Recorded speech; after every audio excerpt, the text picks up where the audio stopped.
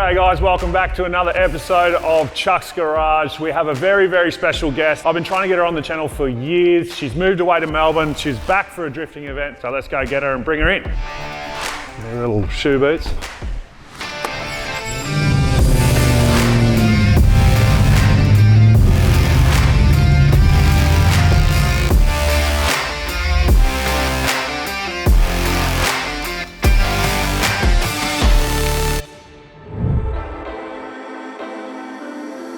All right guys, we have a very special guest here, Christina. Thank you very much for coming. It's been a couple of years since we've been trying to get this car here and you here as well. So tell us about it. Finally got it here. Thank you so much for having me on. I think I watched your first episode with Jake. Yes. Was Jake the first one? Yeah. Yes. And then I was like, I want to come on here, but it's been, as you know, cars are like long builds. Like you say 6 months and you have to times by 25. Yeah. So this was a 3.5 year build. Yep. I built this car at Dean Rossiter's in Griffith, New South Wales. So this car I actually bought 2 weeks after my first ever time drifting. I just fell in love. I was like, this is what I got to do.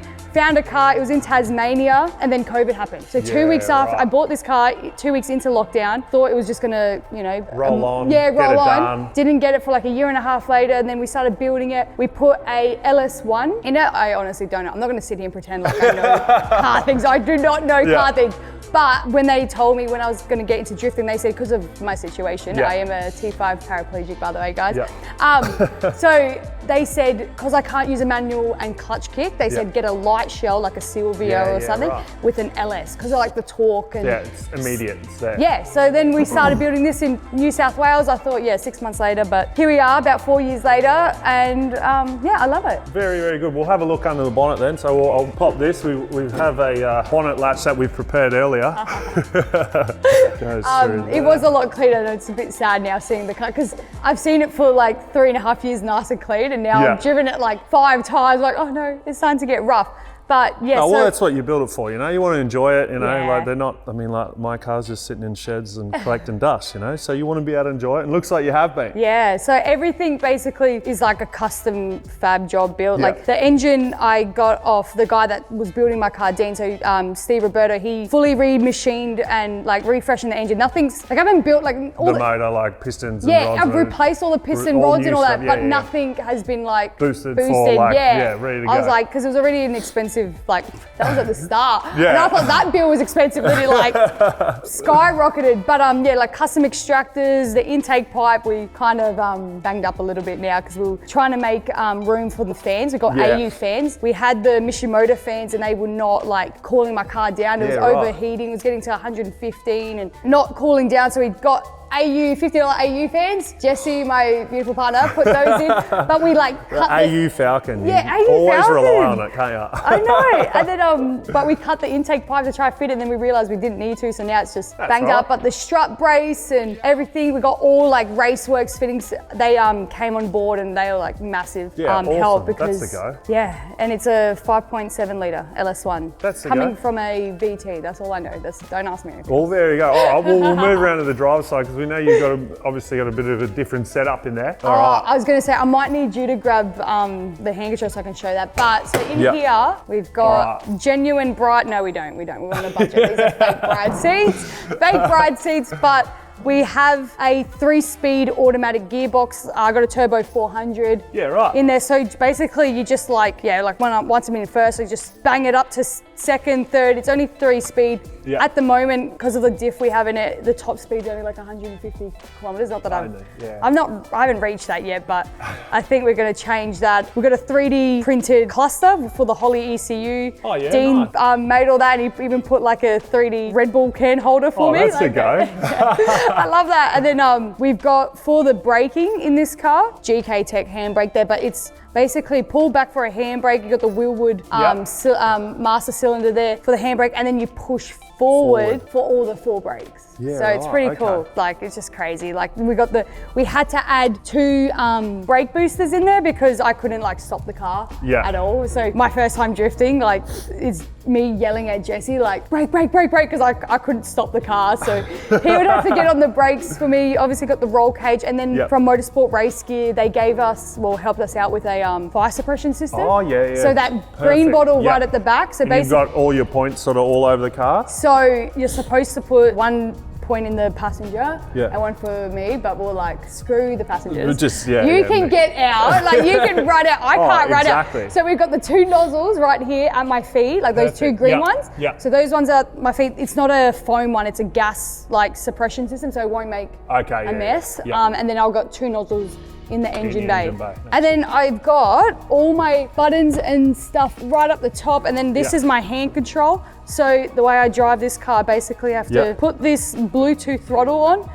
Bluetooth throttle. Bluetooth. It's like, I don't know how to explain it, so I'm gonna probably butcher this, but basically it sends like wirelessly sends a message to the ECU, which then like translate that to the drive-by-wire, because you can't do this in a cable-driven car. Yeah, because I was looking at that, like it has to be drive-by-wire, and I get like a lot of comments online about like, what if the Bluetooth cuts out, and like, you know, like everyone like saying like, we haven't learned from the submarine, like, you know, like I'm getting like, I'm getting submarine. Yeah, and my goodness. I even got people like threatening me, like, I'm going to hack into your system. But it's a bit weird, but far out. No, a lot of positive comments, but it's still funny, the ones that think that they can hack into this and drive it. But I have this hand control in my Ranger. I've done 200,000 Ks. No issues with it. So it's no issues with the Bluetooth. The Bluetooth doesn't lag. It's got like, so when I press onto it, I've got like a buffer zone. So the first little bit doesn't do anything. It's just like, so because I'm scared if I drive and I'm like just a bit tense.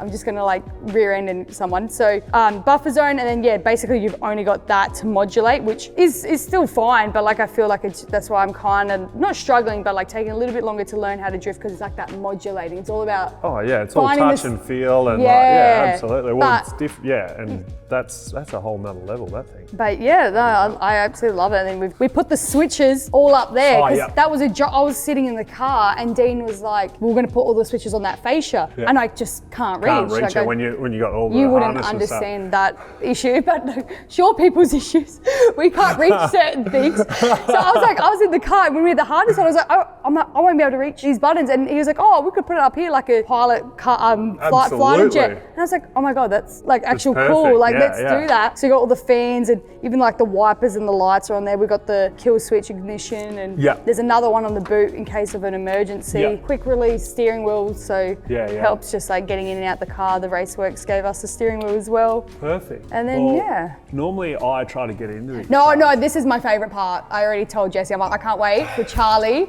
to try and get in this car. Can. No, it's gonna have to happen. All right, well, we better give it a go. I'll give you this, I don't want to break that. That's very expensive, that little hair control. I don't want you to injure yourself though. Imagine that, a footy report. Charlie tries to get into a small S13. Holy shit. I don't reckon I can. Hang on. I've got the foot plate there so my feet don't sag and like drop down. Is the seat mounted? Yeah, sorry. There's no cheating. I reckon that is nearly it. Hang on.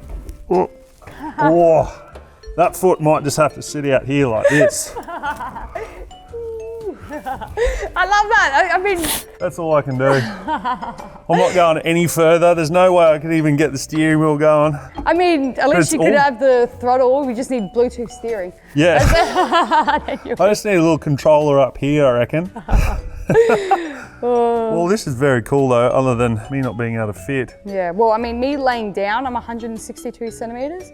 But no, what are you, 6'9"? 8, I think. 6'8". So like 202 or something. Yeah, so same. I think I'm shrinking because I'm getting older. I have to shrink a fair bit getting this though. Bloody hell. Oh. And then we've got the fuel system all in the back here. Work out. You're gonna go to training today and be like, exactly. So we've got, sorry, we didn't clean it. That's all right. So Raceworks fuel cell, and then we've got the surge tank here, and the trans cooler is in the boot. So perfect. That explains why it's all cut out. Yeah, so the first couple drives, Jesse actually was my first proper test dummy, because I was like, the car actually needs to go faster than 10 kilometers. So I was like, we got Jesse to do a Matsuri in it, and we lost second and third, I think. It just wouldn't. Got too hot. And we popped the boot, and and just the heat. So we just took the boot off for the rest of that weekend, and then we're like, I'm not sure if you know of the Mitch Pullen. He's a Queensland dude with a really like. Oh, is he with the blower? Huge. Yeah, and he's got the exhaust system. That thing is mental. He's such a great dude. But yeah, he's got the holes in the boots. I was like, I'm just gonna copy Mitch. Yeah. Chuck that in, got the battery in there. The bash bars we had to cut off and re-weld. That's why they look a bit, how you going? Were they too far out? They were too far out, but that's the thing. So we built this car for 3.5 years, and the rules changed? No, just didn't. I didn't know anything about drifting. Still don't know anything about drifting. So like when I got out there, I was like, we had all these things that we didn't know, and we're having to fine tune things. So, but yeah, it's been great. I was keen to get into it, and I built a car and then sold a car before even driving it. I did a burnout in it, and that was about it. I just don't have the time. But when I finish footy, whenever that is, I'm definitely going to get into it, because I think you have to really like anything really, like to practice and learn to go through all those stages. I'm that keen. That's the same as this car. Like I told Jesse, there's I think roll racing on the weekend that we're coming. I'm like, I want to just try roll racing. Well, that's it. But not that this car's built for it. It's just trying different things in life. Like I feel, and especially in like the motorsport like car community, I feel like a lot of people stick to one thing. And like I've come in, I'm like, I want to do everything. Like if I can do, like I don't care if I'm going down dragging cars and losing. I just want to just go do it. Well, that's it. You want to be in the driver's seat doing everything you can, and I'm exactly the same. That's why I built that car, and I just didn't really get time to do it. But I've been lucky enough to go out in JP's car as well, do some circuit stuff, which is a whole nother skill in itself. Well, they've got, I know Drifting SA have a spare car that they use for guest drivers. Oh, do they really? And Grant Anderson's coming, and he's 6'4", and he's driving this car. So they might be able to offer that to you. Well, there you go. V, you're on. If you guys come, I'm coming. I'm watching that one. Absolutely. All right, we'll head back to the front of the car. Why drifting? Why not sort of circuit or anything else? Like, why'd you jump into drifting? So when I had my accident like 5 years ago, I had a freestyle motocross accident. You're into bikes, and you know what it's like on the bikes and stuff. Like, absolutely. It's such a high adrenaline sport, and you just I don't know, the feeling of being close to death all the time is what keeps me alive. Absolutely. So I loved it, and I had my accident jumping a 55-foot gap. That up. But a year later, I was still too busy trying to figure out the whole situation, that I didn't really care about focusing on a hobby yet. I was still learning how to do everything. So someone invited me out on my birthday. So the night of my birthday at 10 o'clock at night, I drove 10 hours to New South Wales, because they said drifting. I was like, I thought Tokyo Drift, and I was like, I mean, I used to do legal burnouts, you know what I mean? So I'm sounds familiar. So I was like, okay, I'll do it. And I went there. And then when I went there and I did the first corner, I don't know why, the whole time my mindset was I'm just here to have fun. But that first corner we did, I was like, I'm gonna do this. It just all clicked. I'm like, hold on, I can drive. Why not do it myself? And then when I built it, for years, everyone would message me oh, how are you gonna clutch kick? How are you gonna drive? I'm like, I didn't even think of that. I'm just I'll figure it out. And now that I'm doing it, it's just, I don't know. And I feel so much safer. People worry about me. I've been in a car where we've crashed, and all the boys have run over, and they're like, no, are you okay, Christina? And I'm just literally the footage is me yelling and having fun. I'm I'm used to knocking myself out. This is a roll cage. We're safe here. We crash as long as we don't catch on fire. But yeah, I was so now that I'm doing it, I'm this is perfect. I didn't think I could find something as exciting as motocross freestyle, and this is for me personally, so I love it. Oh, well, that's a great story, and I do know what you mean with motorbikes. I've only recently just sort of got into it. So same with cars. I have the same sort of feeling whenever I race some Naro or race something. You just sort of get out, you're buzzed, you're just I want to do it again. That's what I mean, and that's what I feel without doing that in life, if you can't, for me personally, if you're not doing that stuff, then it's what's the point? You need to find something that's out of the ordinary and pushing the limits, but obviously you gotta be careful. But you know what I mean? There's still other options.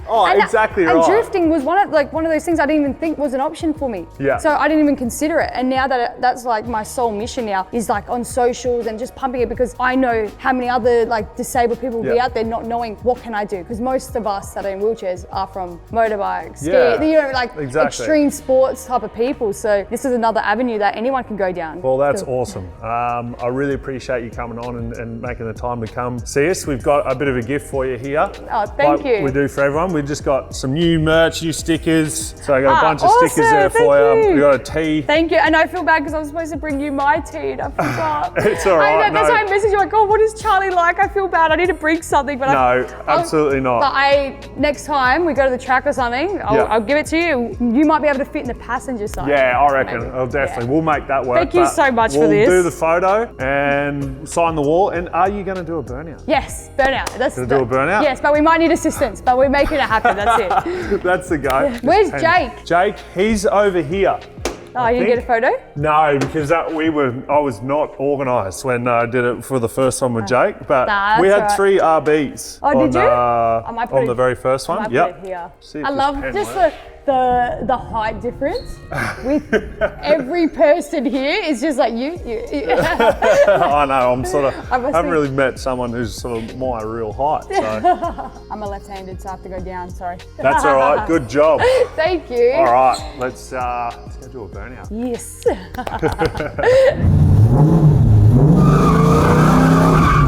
It's gonna want to keep moving. I'll get some Chux, so you go back. I don't want to go in the rain.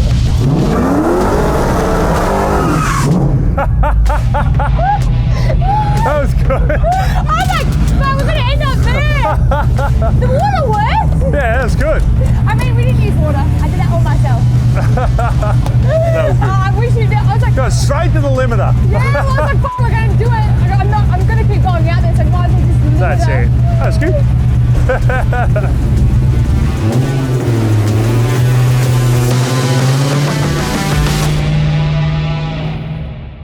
I said to Jessie, like, should I just come in all my paw gear, my scarf and all that? I was like, Charlie, I am your #1 fan. I'd be like, okay, this is getting a bit weird now. Jesus Christ. I love how short that stick is.